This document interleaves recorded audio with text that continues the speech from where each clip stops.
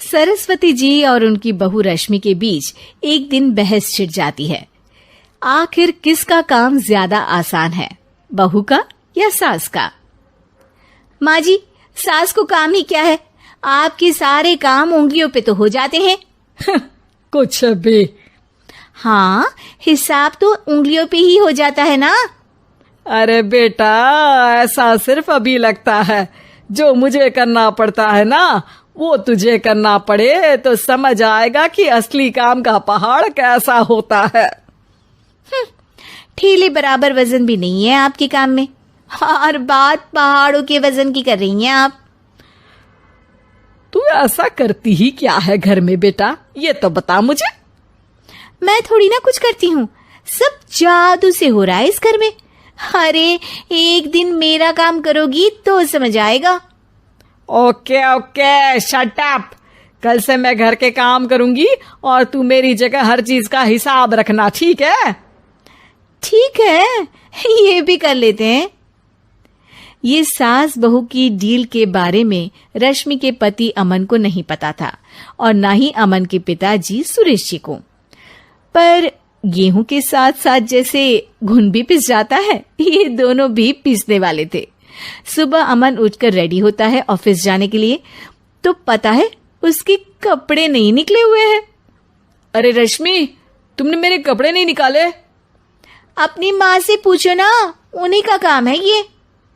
अमन अपनी माँ के पास जाता है। अब मेरे कपड़े आज आप देने वाले हो क्या माँ? हाँ, देना तो मुझे ही चाहिए, पर तेरी बहू ने कपड़े धोने ही नहीं डाले, तो कोई भी धुला हुआ कपड़ा नहीं है बेटा। हैं? ऐसा क्यों? कपड़े तो धोने आप ही देते हो ना माँ? अरे बहू ने तुझे बताया नहीं, अब हम अदल बदल गए हैं। मैं अब बहू और तेरी बीवी सास। अमन परेशान हो गया। वो बिना इस्त्री के कपड़े पहनकर ऑफिस चला गया। सरस्वती जी अपने घुटने के दर्द के कारण झुककर घर साफ नहीं कर पा रही थी और ना ही खाना बनाना याद रख पाई। उधर रश्मि पहले ही दिन घर की चाबी घुमा चुकी थी और 300 रुपए का हिसाब अलग नहीं मिल रहा था।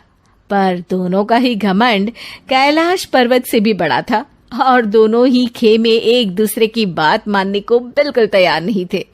शाम को जब सुरेश जी और अमन खाना खाने बैठते हैं तो सरस्वती जी उनके सामने गाजर और पपीते लाकर रख देती हैं। अरे माँ, ये क्या है? ख्याली पुलाव के साथ सलाद।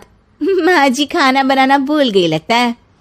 अरे एक एक चमन्नी का हिसाब है मेरे पास, खाना बनाना कैसे भूल जाऊंगी? ये तो मैंने पढ़ा था कि फल फ्रूट खाने से सेहत अच्छी रहती है, इसीलिए ये ले, एक फल खा ले। रात को सुरेश जी और अमन अपनी मीटिंग बिठाते हैं अकेले में।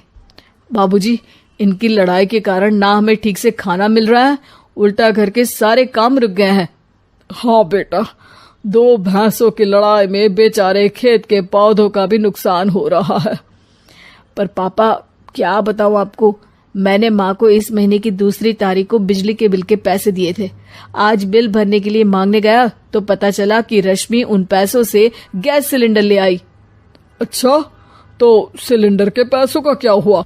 अब सिलेंडर के तो कोई पैसे नहीं थे बाबूजी, हमारे घर पर गैस की पाइपलाइन लगी है ना। बेटा, इन दोनों का कुछ करना पड़ेगा, नहीं तो अपने घमंड के चक्कर में पूरा घर बर्बाद कर डालेंगे ये दोनों। अमन और सुरेश जी काफी सोच विचार के बाद एक निष्कर्ष पर पहुंचते हैं। रात ही को दोनों अपनी पत्नियों की अलमारी से नई साड़ी निकालते हैं और सुबह जब रश्मि और सरस्वती जी उठते हैं तो देखते हैं कि दोनों पति साड़ी पहनकर चढ़ाव पर सब्जियां काट रहे हैं। अरे ये सब क्या हो रहा है? क्या हो रहा है मतलब? आप दोनों अदल बदल हो सकते हो तो हम क्यों नहीं? अरे क्या मतलब? नहीं नहीं, मेरी भी बचपन से किसी की बहू बनने की इच्छा थी, तो आज से सरस्वती तुम बड़ी बहू, मैं मिडल बहू और अमन छोटी बहू। अरे लेकिन सब घर पर बैठ जाएंगे तो कमाएगा कौन? ये घर कैसे चलेगा? अब वो तो भैया या बाकी लोग जाने, अब हमने भी अदल बदल कर ही लिया है तो कुछ नहीं हो सकता। रश्मि और सरस्वती जी को समझ में आ जाता है कि उन दोनों की आपस की डील की वजह से इन दोनों को बहुत तकलीफ हो रही है और उनके ईगो ने दूसरों को कितनी यातनाएं दी है।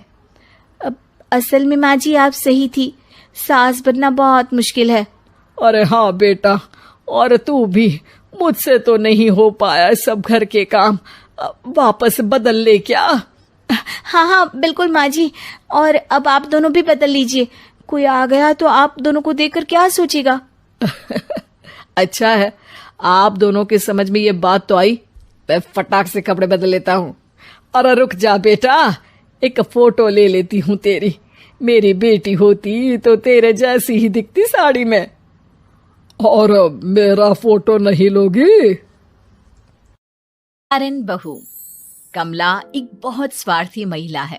उसने पैसों के लिए एक ऐसे इंसान से शादी की जो पहले से शादीशुदा और एक बच्चे का पिता भी था। कमला के पति को मरे हुए एक अरसा बीत गया है। अब वो अपने सौतेले बेटे वैभव के साथ रहती है। वैभव के दिल में अपनी माँ को लेकर इतना डर है कि वो अपनी माँ के सामने एक शब्द नहीं बोल पाता। उसकी माँ जो कहती है उसको सर झुकाकर वही मानना पड़ता है। वैभव, तुमने अभी तक घर का काम क्यों नहीं किया? तुमसे कितनी बार कहा है कि सूरज निकलने से पहले तुम घर की साफ सफाई पूरी कर दिया करो। वैभव कुछ नहीं बोलता, चुपचाप सर झुकाए अपनी माँ की बात सुनता रहता है। तभी पास में खड़ा नौकर सुखराम कहता है, मालकिन, वैभव बाबा को रात से तेज बुखार है, इसलिए वो सुबह जल्दी उठ नहीं पाए। उनके बदले मैं घर की साफ सफाई कर देता हूँ। इसे कोई बुखार नहीं है, मैं इसे अच्छी तरह से जानती हूँ। ये सब काम न करने के बहाने हैं। सुखराम काका, बोल दो इसे, सारे घर का काम यही करेगा। और इससे समय पर अपना काम पूरा नहीं किया तो इससे आज का खाना भी नहीं मिलेगा। मगर मालकिन, वैभव बाबा की सच में ही तबीयत खराब है, आप एक बार देख तो लीजिए। कमला बिना कुछ बोले वहां से चली गई और बेचारा वैभव तेज बुखार में भी काम करता रहा।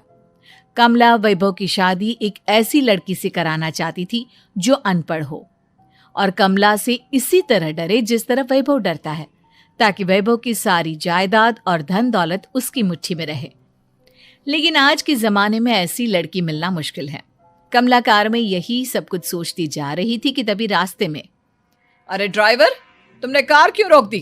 और ये इतना शोर कैसा? मैडम, आगे कुछ बंजारों का खेल चल रहा है, इसलिए भीड़ लगी है। मैं अभी भीड़ को साइड में करवाकर कार निकालता हूँ। ड्राइवर भीड़ को साइड करके कार निकालने की कोशिश करने लगा कि तभी कमला की नजर रस्सी पर चल रही एक फुलवा नाम की बंजारन पर पड़ी। क्यों ना मैं इस बंजारन की शादी वैभव से करा दूं? ये तो अनपढ़ लग रही है, मेरे पैरों तले दबकर भी रहेगी। मुझे अभी इसके माँ बाप से बात करनी होगी। ये सोचकर कमला ने उन बंजारों से बात की और उन्हें शाम को अपने घर बुलाया। फुलवा के माता पिता वहां उसे लेकर आ गए। उन्होंने इतना आलीशान घर पहले कभी नहीं देखा था। अच्छा हुआ आप लोग आ गए। देखिए, मुझे घुमा फिरा कर बात करने की आदत नहीं है, इसलिए सीधे सीधे मुद्दे पर आती हूँ। मुझे आपकी बेटी बहुत पसंद है। मैं अपने इकलौते बेटे की शादी आपकी बेटी फुलवा से कराना चाहती हूँ। इसके बदले में आप जो चाहो वो ले सकती हैं। तभी फुलवा की माँ कहती है, ये क्या कह रही है मैम साहब? कहीं आप हमारी गरीबी का मजाक तो नहीं उड़ा रही ना? आप मेरे बेटे से मिल लो। अगर आपको मेरा बेटा पसंद आता है तो मैं कल से ही शादी की तैयारी शुरू कर दूंगी। सुखराम, वैभव को लेकर आओ। फुलवा अपनी माँ के कान में फुसफुसाती है, माँ, कहीं इस मेम साहब का छोरा पागल तो ना है? फुलवा अपनी माँ से बात कर रही होती है कि वैभव वहां आता है। फुलवा उसे देखती ही रह जाती है और उसके माता पिता उसकी शादी तय कर देते हैं। शादी वाले दिन किसी को फुलवा और वैभव की बेमेल विवाह की बात समझ में नहीं आती। फिर भी एक औरत कमला से पूछ ही लेती है, कमला जी, आपने अपने इकलौते बेटे की शादी देहाती गवार से क्यों करा दी? ये बंजारन आपके घर की बहू बनने लायक तो नहीं है। कम से कम अपने स्टेटस का ही ख्याल कर लिया होता। बहू तो अपने टक्कर की लाती। आपने तो बंजारन को ही बहू बना लिया। अब कमला को समझ में नहीं आ रहा था कि इस बात का क्या जवाब दे। वो कुछ देर चुप रही और सोच समझ कर कहती है, बहन जी, आपको तो पता है आजकल के बच्चे किसी की बात कहाँ सुनते हैं। मैं तो अपनी बहू एक पढ़ी लिखी और अपनी सोसाइटी की ही ढूंढ रही थी। लेकिन मेरे बेटे ने मेरे सामने इस बंजारन को लाकर खड़ा कर दिया। बोला कि मैं शादी करूंगा तो इसी से। अब भला मैं क्या करती, मुझे अपने बेटे के सामने झुकना ही पड़ा। कमला की ये बातें सुखराम भी सुन रहा था। उसने ये सारी बातें वैभव को जाकर बता दी। काका, मैं तो फुलवा को जानता भी नहीं, फिर माँ मेरे बारे में झूठ क्यों कह रही है? अरे बेटा, तुम कितने भोले हो, तुम्हें कुछ भी नहीं पता। तुम्हारे पिता अपनी सारी संपत्ति तुम्हारे नाम करके गए हैं। तुम्हारी माँ नहीं चाहती कि यह संपत्ति तुम्हें मिले, इसलिए उन्होंने तुम्हारी अनपढ़ लड़की से शादी करवाई ताकि तुम्हारी तरह वो भी अपने हक के लिए आवाज ना उठा सके। सुखराम काका, मैं क्या करूं, आप ही बताओ। माँ के सामने आते ही मेरे हाथ पैर कांपने लगते हैं। मैं माँ को कुछ भी नहीं कह पाता। वे दोनों बात कर ही रहे थे कि अचानक कमला वहां आ गई। कमला को देखकर दोनों घबरा गए। तुम दोनों फिर कभी बातें कर लेना, अभी फेरों का समय हो गया है, चलो जल्दी आओ। इस तरह फुलवा और वैभव की शादी हो गई।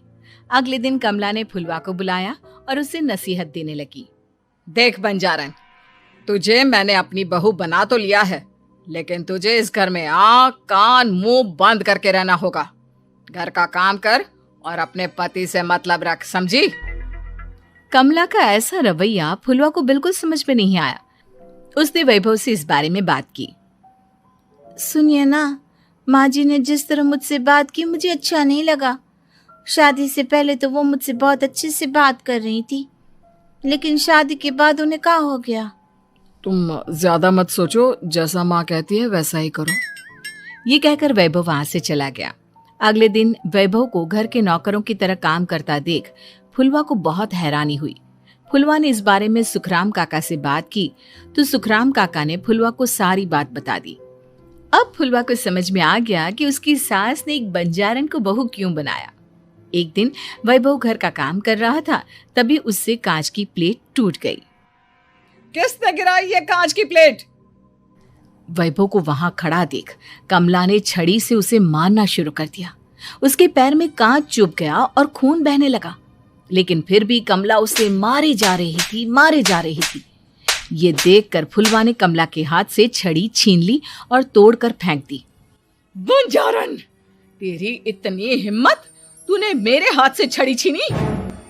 कमला फुलवा को थप्पड़ मारने ही वाली थी कि फुलवा उसका हाथ पकड़ लेती है। ओ सस माँ, मन्ने मॉम की गुड़िया ना समझ लियो। बंजारन हो बंजारन, ईंट का जवाब पत्थर से देना जानती हूँ। आज के बाद मेरे या वैभव जी के ऊपर हाथ उठाने की सोचियो भी ना, समझी ससु माँ? ये कहकर फुलवा वैभव को लेकर वहां से चली गई। उसने वैभव के पैर पर पट्टी बांधी, उसके आंसू पोंछे। वैभव ने पहली बार किसी के दिल में अपने लिए इतना प्यार महसूस किया। अब फुलवा वैभव का हर काम में हाथ बटाती, उसका बहुत ख्याल रखती। इस तरह दोनों बहुत ज्यादा नजदीक आ गए। वहीं दूसरी ओर कमला सारी जायदाद अपने नाम करने की साजिश करने लगी। और एक दिन, वैभव, वैभव, जल्दी बाहर आओ। कमला की आवाज सुनकर वैभव और फुलवा अपने कमरे से बाहर आ गए। जी माँ, आपने बुलाया? ये ले, इन कागजों पर साइन कर दे। वैभव कागजों पर साइन करने ही वाला था कि फुलवा वैभव के हाथ से पेन छीनकर कहती है, ना वैभव जी, आप इस पर हस्ताक्षर नहीं करेंगे। आओ बंजारन, मैं तुझसे बात नहीं कर रही। ये बात मेरे और मेरे बेटे के बीच की है। चुपचाप पेन दे दे, नहीं तो तेरी खाल उधेड़ लूंगी। ससु माँ, बंजारन की खाल इतनी भी ढीली ना होवे कि कोई भी उधेड़ लेवे। जो यकीन ना आता हो तो देख ले उतार के। और हाँ, बंजारन जरूर हूँ पर अनपढ़ ना हूँ। मन्ने भी पता है कि किसी भी कागज पर साइन करने से पहले उसे अच्छी तरह पढ़ लेवे हैं। पेन देती है या नहीं? ये कहकर कमला फुलवा को मारने आई तो फुलवा ने कमला को धक्का दे दिया और वो नीचे गिर गई। कमला डरकर वहां से भाग गई। अब फुलवा ने वो कागज उठाए और वैभव के साथ सीधा वकील के पास चली गई।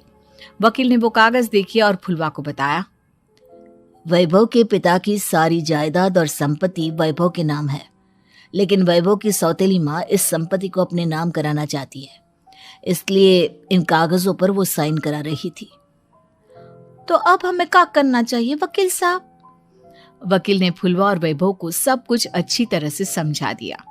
अब दोनों घर पर पुलिस को लेकर पहुंचे। कमला पुलिस को देखकर घबरा गई। पुलिस ने कहा, आपके नाम की कंप्लेंट हुई है, आपको हमारे साथ थाने चलना होगा। कंप्लेंट? कैसे कंप्लेंट? आप अपने सौतेले बेटे पर बहुत अत्याचार करती हो, धोखे से सारी जायदाद अपने नाम करा रही हो। अब नहीं इंस्पेक्टर साहब, जरूर ये मेरी बहू की कोई साजिश है, इसने गलत कंप्लेंट की है। मैडम, शिकायत आपकी बहू ने नहीं बल्कि आपके बेटे वैभव ने की है।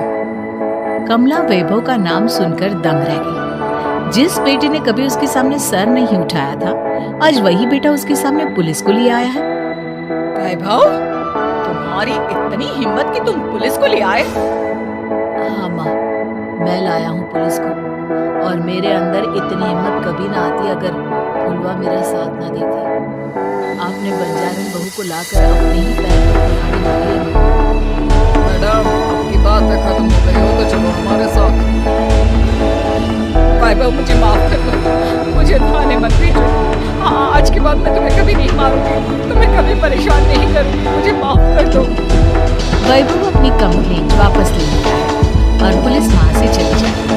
वैभव अपनी सौतेली माँ से कहता है, मैंने पुलिस को वापस तो भेज दिया है, लेकिन मैं आपको माफ नहीं कर सकता। आपने बचपन से आज तक कभी मेरे सर पर हाथ नहीं रखा, हमेशा मुझे मारती रही, नौकरों की तरह बर्ताव करती रही। आप इस घर में नहीं रह सकते, चली जाइए यहाँ से। कमला घर छोड़कर चली गई और सड़क किनारे खड़ी होकर सोचने लगी, काश मैंने वैभव को माँ की तरह प्यार किया हो तो आज मैं इस तरह से बेसहारा ना हो जाती।